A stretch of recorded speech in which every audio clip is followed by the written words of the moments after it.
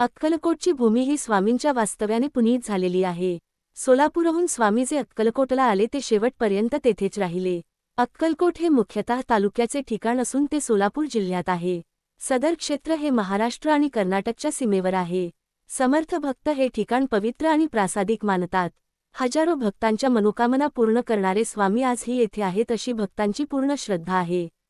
श्री वटवृक्ष मंदिर अक्कलकोटचा विकास मुख्यत्वे करून या मंदिराचे व्यवस्थापनाने झाल्याचे दिसते। येथे एक भव्य स्वामी मंदिर आहे। त्यात मुख्यतः श्रीच्या पादुका, शिवलिंग, स्वामींच्या स्मृती वस्तू, प्रवचन हॉल, छोटीशी निवास व्यवस्थाही आहे।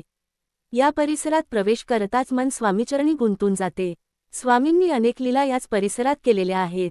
या परिसरात वटवृक्षाखाली छोट्याशा मंदिरात स्वामींच्या पादुका आहेत। त्याला कान लावल्यावर अनेक वाद्यांचे आवाज येतात असा भक्तांचा अनुभव आहे। स्वामींचा त्यांचे जीवनकालात सर्वत्र वावर होता, पण जास्त येथे व चोळप्पाचे मठात होता। अनेक सिद्ध पुरुष त्याकाळी व नंतरही या ठिकाणी येऊन गेल्याने हे पावित्र्य वाढलेलेच आहे। वटवृक्ष मंदिरातही सकाळी अभिषेक, रुद्रापठण चालते। येथे अनेक जुने फोटो लावलेले आहेत। येथेच मारुती मंदिर व शिवपिंड आहे। सातत्याने येथे भजन कीर्तनाचे व आध्यात्मिक प्रवचनेही चालतात। त्रिकाल आरती होते। जवळच संस्थानचे ऑफिस आहे। भक्त द्रव्य रूपाने येथे सेवा अर्पण करू शकतात। सदर ट्रस्ट मार्फत येथे मंदिरालगत भक्त निवासाची व्यवस्था आहे। तसेच गाणगापूर रस्त्याला अद्ययावत असे भक्तनिवास 5 ते 6 इमारती स्वरूपात भक्तांच्या सेवेस हजर आहे। तेथे छोटेखानी उपहारगृह आहे। येथेच स्वामींचे कायमस्वरूपी संग्रहालय आहे। यात स्वामींच्या जीवनदर्शन घडवणारे फोटो व वस्तू आहेत। त्यातील काही फोटो अचंबित करतात। येथेही स्वामींची एक मूर्ती आहे। येथे पार्किंग व राहण्याची उत्तम सोय आहे।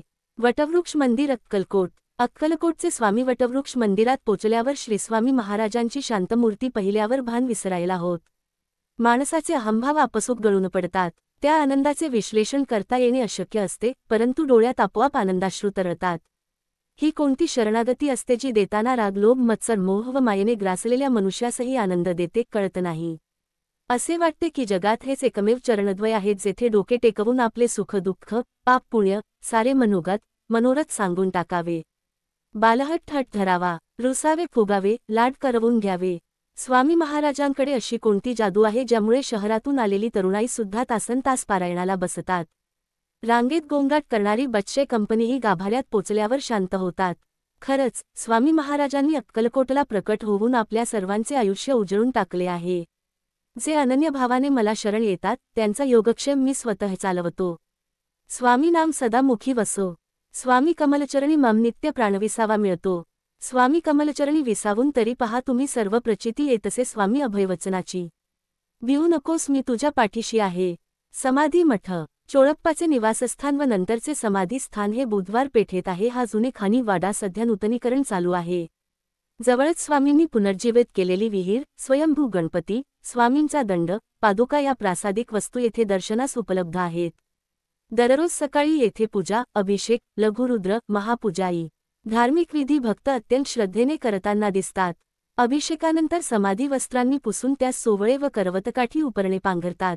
समाधीवर स्वामींचा मुखवटा ठेवून त्यावर फुलांची आरास करतात। हे दृश्य अतिशय नयन मनोहर असते। प्रदक्षिणा करून नमस्कार करताना स्वामींच्या प्रत्यक्ष अस्तित्वाचा भास होतो हे मात्र नक्की। स्वामींच्या काळापासूनच या वास्तूला महत्त्व आहे। पुढील भागात